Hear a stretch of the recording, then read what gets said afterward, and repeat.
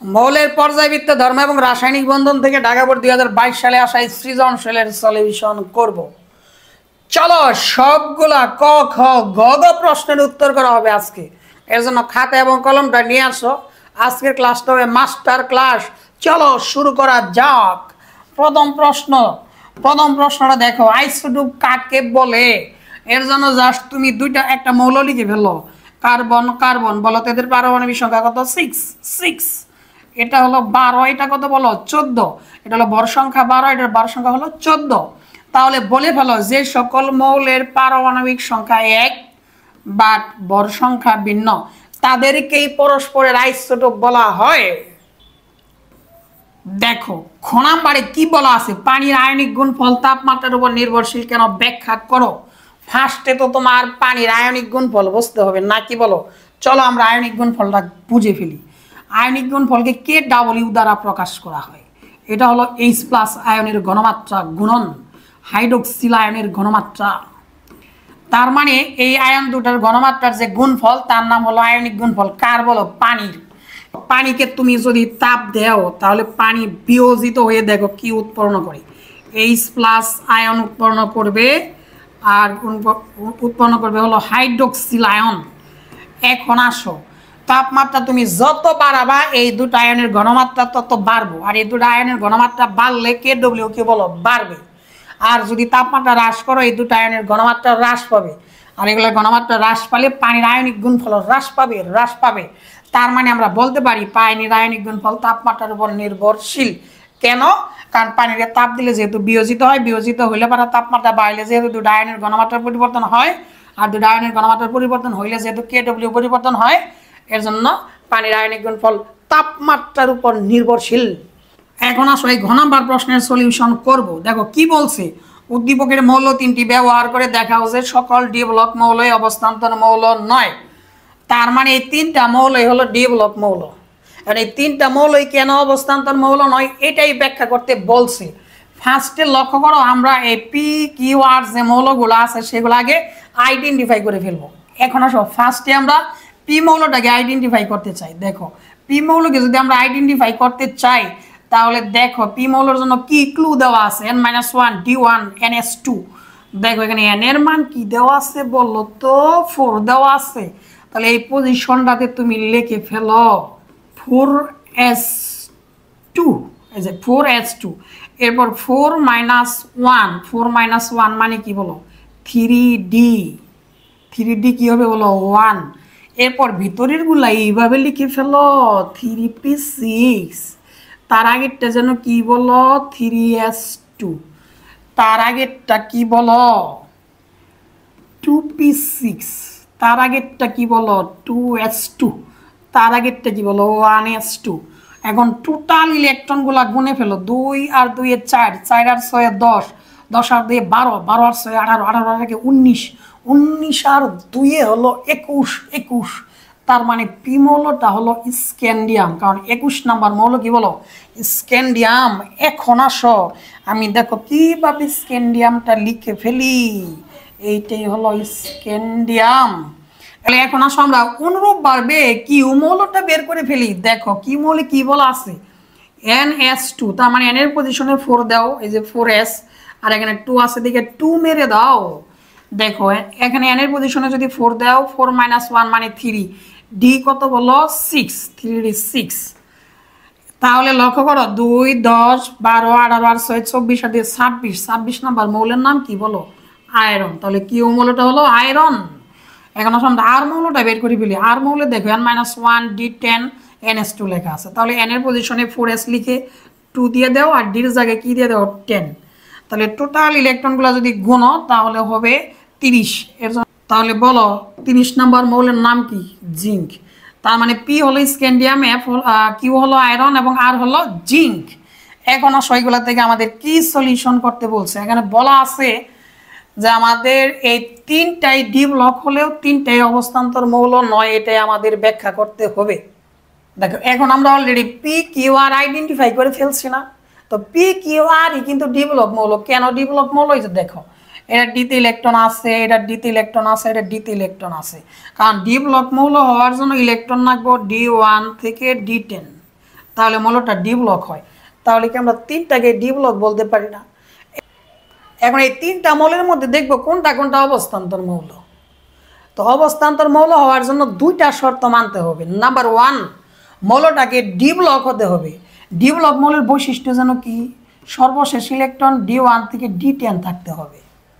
2 number বৈশিষ্ট্য, এদের যে স্থিতিশীল আয়ন তাদের ইলেকট্রন বিন্যাস আংশিকভাবে পূর্ণ থাকতে হবে, অর্থাৎ D1 থেকে D9 কাঠামো থাকতে হবে কাদের, এই মৌলগুলার স্থিতিশীল আয়নে। আর ডি ব্লক হওয়ার শর্ত কি, D1 থেকে D10 ইলেকট্রন থাকতে হবে। এর জন্য দেখো তিনটাই কিন্তু ডি ব্লক মৌল। কেন? এই যে ডিতে একটা ইলেকট্রন, এই যে ডিতে 6টা, দেখো এই যে ডিতে 10টা। এর জন্য যেহেতু যে 1 নাম্বার শর্ত ফিল আপ করছে, এর জন্য তিনটাই ডি ব্লক মৌল। এখন আমরা এই শর্তটা দিয়ে 100% খুঁজে খুঁজে বের করবো কোনটা অবস্থান্তর মৌল, কোনটা অবস্থান্তর মৌল নয়। তাহলে অবস্থান্তর মৌল ইলেকট্রন বিন্যাস কি হবে, D1 থেকে D9, অর্থাৎ আংশিকভাবে পূর্ণ থাকবে। এখন আসো, এই যে স্ক্যান্ডিয়াম আছে, এই যে স্ক্যান্ডিয়ামের স্থিতিশীল আয়ন হলো স্ক্যান্ডিয়াম 3+। স্ক্যান্ডিয়াম কি বলো, 3+। তাহলে এটা ইলেকট্রন বিন্যাস কি হবে, জাস্ট এইটুকু তো তোমার একই হবে। তাহলে জাস্ট আমি তোমার এই 3D থেকে করে দিচ্ছি। 3D আর 4s এর রূপটা কি হয় দেখো, এখানে 3+ লিখছো না, 3+ লিখার কারণে এই ডি থেকে একটা ইলেকট্রন চলে যাবে আর এস থেকে দুইটা ইলেকট্রন চলে যাবে। তাহলে ডি থেকে যেহেতু একটা চলে গেছে এর জন্য 0, এস থেকে তো দুইটাই চলে গেছে এর জন্য 0। দেখো তো এই ইলেকট্রন বিন্যাস ফলো করছে কিনা স্ক্যান্ডিয়াম, ফলো করে নাই। কেন? কারণ ডিতে 0, কিন্তু থাকার কথা D1 থেকে D9 এর মধ্যে যে কোনো ইলেকট্রন, কিন্তু নাই।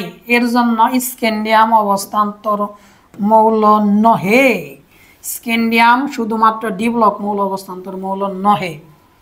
এখন আসো আমরা আয়রনটা প্রমাণ করে ফেলি। দেখো আয়রনের স্থিতিশীল ইলেকট্রন বিন্যাস হলো Fe2+। কি প্লাস বলো? তাহলে এই পর্যন্ত তো ইলেকট্রন বিন্যাস একই হবে। তাহলে জাস্ট আমি উপরেরটা করে দিই, 3D লিখে ফেলো আর 4sটা লিখে ফেলো।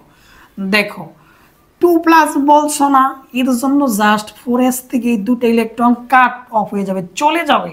তাহলে এখানে 0 মেরে দাও, আর ডিতে যে 6টা ছিল এই 6টাই থাকবে।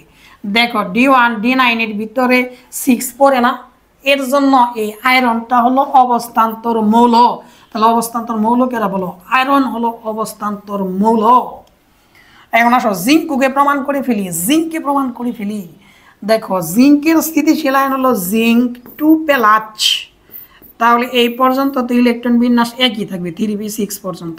তাহলে আমরা জাস্ট 3D আর 4s এর রূপটা দেখে ফেলি। দেখো 2+ বলছো না, এই যেখানে জিঙ্ক 2+ বলছো না, এর জন্য জাস্ট বহিঃস্তর থেকে এই দুটো ইলেকট্রন চলে যাবে। তাহলে এস এর 0 হবে, ডিতে কটা থাকবে বলো, 10টা। দেখো সে এই শর্ত কি পূরণ করছে না? কারণ D1 থেকে D9 থাকতে হবে, এখানে D10 আছে। এর জন্য এই জিঙ্ক কিন্তু অবস্থান্তর মৌল নহে। তাহলে এই তিনটার মধ্যে শুধুমাত্র আয়রন হলো অবস্থান্তর মৌল, আর স্ক্যান্ডিয়াম আর জিঙ্ক অবস্থান্তর মৌল নয়। কথা ঠিক না ব্যাঠিক বলো? যারা এই পর্যন্ত ক্লাসটা দেখলা তারা একটা লাইক করে ফেলো, কমেন্ট করে ফেলো। এখন চলো এই ঘ নাম্বার প্রশ্নের সলিউশন করি। দেখো ঘ নাম্বারে কি বলা আছে, QCN6 4- ডায়াম্যাগনেটিক অথচ QCN6 3- প্যারাম্যাগনেটিক কেন বিশ্লেষণ করো। তাহলে তুমি বলো তো কিউ মৌলটা যেন আমরা কি বের করছিলাম, কিউ মৌলটা দেখো আয়রন বের করছি। কি বের করছি বলো, আয়রন। তাহলে নতুন দুইটা যৌগ কি কি এটা দেখে ফেলো। দেখো 1 নাম্বার যৌগটা কি বলো, FeCN6।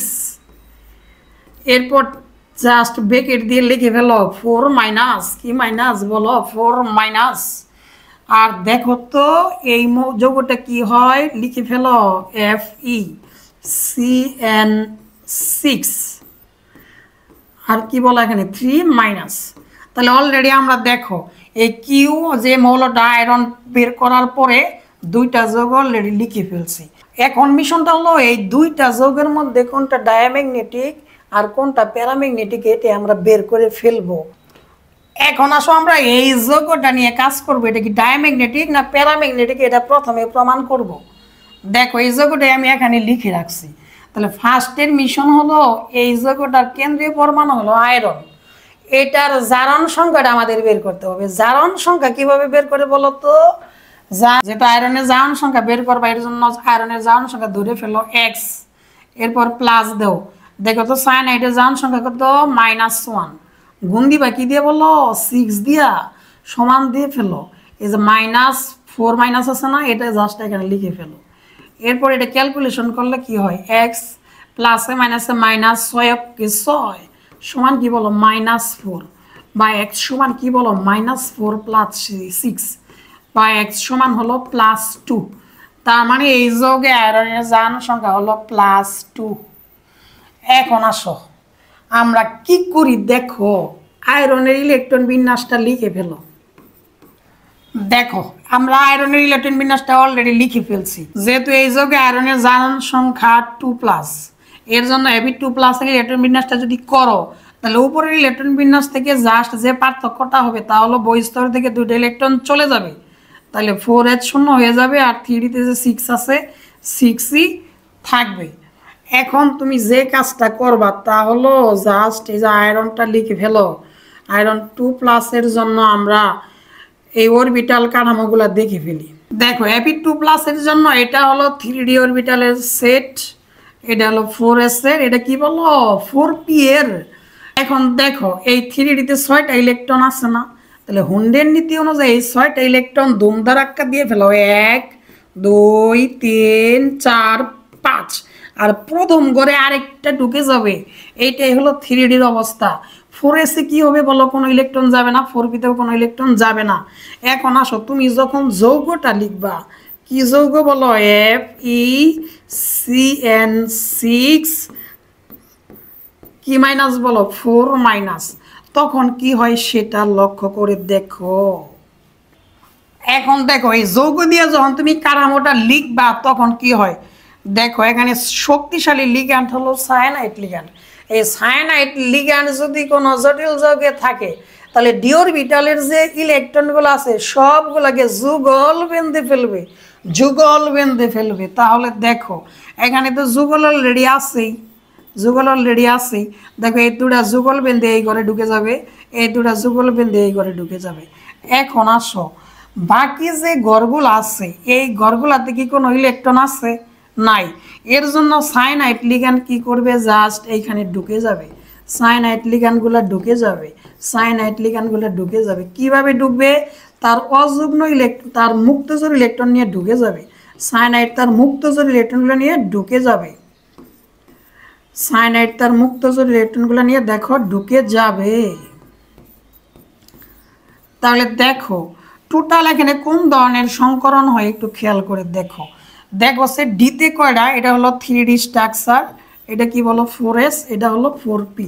তাহলে দেখো সে তোমাদের এই 3Dতে কয়টা সায়ানাইড ঢুকছে, 2টা, এর জন্য লিখবা D2। আর দেখো এসে কয়টা, একটা s, আর পিতে কয়টা, 3টা। তাহলে এই যৌগটার যে সংকরণ সেই সংকরণটা হলো D2sp3 সংকরণ। এখন খুব মনোযোগ সহকারে খেয়াল করে দেখো, দেখো সে এখানে যে টোটাল যে ইলেকট্রন যা আছে ডি অরবিটালের যে ইলেকট্রনগুলো আছে, এইখানে কি কোনো অযুগ্ম ইলেকট্রন আছে, অযুগ্ম ইলেকট্রন যেহেতু নাই, এর জন্য এই যৌগটা হলো ডায়াম্যাগনেটিক। কারণ প্যারাম্যাগনেটিক হওয়ার জন্য এই অবস্থানের যে কোনো একটা জায়গায় অযুগ্ম ইলেকট্রন থাকার কথা ছিল, যা অনুপস্থিত। সুতরাং আমরা বলতে পারি এই যৌগটা হলো ডায়াম্যাগনেটিক। কি ম্যাগনেটিক বলো, ডায়াম্যাগনেটিক। এখন আসো আমরা পরের যৌগটা ব্যাখ্যা করে ফেলি। এখন আসো এই যৌগটা ডায়াম্যাগনেটিক না প্যারাম্যাগনেটিক এটা ব্যাখ্যা করে ফেলি। দেখো এটার মধ্যে কি মাইনাস আছে, 3 মাইনাস। দেখো এই যৌগটা অলরেডি আমি এখানে লিখে রাখছি। তাহলে ফার্স্টে কেন্দ্রীয় পরমাণুর জারণ সংখ্যাটা বের করে ফেললো, এর জন্য আয়রনের জারণ সংখ্যা ধরে ফেলো x প্লাস -1 গুণন 6 সমান কি বলো -3, বা x সমান কি হয় বলো প্লাস মাইনাস -6 সমান -3, বা x সমান কি হয় -3 প্লাস 6, বা x সমান কি হয় বলো +3। তাহলে লক্ষ্য করো এই যোগে আয়রনের জারণ সংখ্যা হলো +3। তাহলে এখন আসো এটা অলরেডি দেখো আয়রনের ইলেকট্রন বিন্যাস। এখন আমরা Fe3+ এর ইলেকট্রন বিন্যাসটা করে ফেলবো। 1s2 2s2 2p6 3s2 3p6 3d। দেখো এখন একটু খুব ভালো করে খেয়াল করো, দেখো সেখানে কি লেখা আছে Fe3+, তার মানে হলো এটার বহিস্তর থেকে 3টা ইলেকট্রন চলে যাবে। তাহলে দেখো এস এর দিকে 2টা চলে যাবে আর ডি থেকে একটা চলে গেলেই তো মোট 3টা হয় না কি বলো? তাহলে ডিতে আছে 6টা, একটা চলে গেলে থাকবে কটা বলো? 5টা। আর 4s তো 2টাই চলে গেল, তাহলে কি হবে? 4s 0। Fe3+ এর জন্য, এই Fe3+ এর জন্য দেখি তাদের অরবিটাল কাঠামোগুলা কি হয়। এটা হলো 3D অরবিটাল। কি অরবিটাল? 3D। দেখো সে ডিতে টোটাল ইলেকট্রন কটা? 5টা। তাহলে দিয়ে ফেলো 1 2 3 4 5। দেখো এসে কোনো ইলেকট্রন নাই, পিতেও কোনো ইলেকট্রন নাই, এটা হলো 4s, এটা হলো 4p।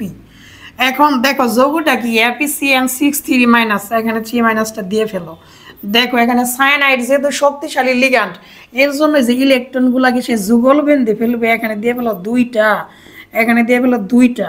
দেখো অলরেডি এই 2টা এই করে, এই 2টা এই করে, একটা কিন্তু একাই থাকবে। এখন আসো দেখো সে সায়ানাইড কি লিগ্যান্ড বলো তো? শক্তিশালী লিগ্যান্ড। কি লিগ্যান্ড বলো? শক্তিশালী লিগ্যান্ড। এখন কি করবে? এই সায়ানাইডটা জাস্ট এই ঘরগুলাতে মুক্তচর ইলেকট্রনগুলা নিয়ে ঢুকে যাবে। সায়ানাইড ঢুকে যাবে এই অরবিটালগুলাতে, সায়ানাইড ঢুকে যাবে, সায়ানাইড ঢুকে যাবে, সায়ানাইড ঢুকে যাবে।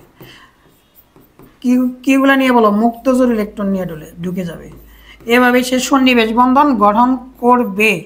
তাহলে দেখো এটা হলো 3D অরবিটাল, এটা হলো 4s, এটা কি বলো? 4p। তাহলে দেখো তো টোটাল এখানে কোন ধরনের সংকরণ আছে? ডিতে 2টা, এর জন্য D2, এসে একটা, আর পিতে কটা বলো? 3টা। তার মানে এই যৌগটার মধ্যে D2sp3 সংকরণ বিদ্যমান। এখন খুব ফোকাস করতে হবে এই পয়েন্টটাতে। দেখো সে এই পয়েন্টে কি কোনো অযুগ্ম ইলেকট্রন আছে?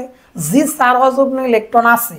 এই যে দেখো একটা অযুগ্ম ইলেকট্রন ডি অরবিটালে আছে, আর অযুগ্ম ইলেকট্রন থাকলেই সেটা হলো প্যারাম্যাগনেটিক, অযুগ্ম ইলেকট্রন থাকলেই সেটা হলো প্যারাম্যাগনেটিক। তার মানে এই যৌগটা হলো প্যারাম্যাগনেটিক। ক্লাসটা কি বুঝলা? বুঝলে কমেন্টে জানাও। এর মধ্য দিয়ে আজকের সৃজনশীল শেষ।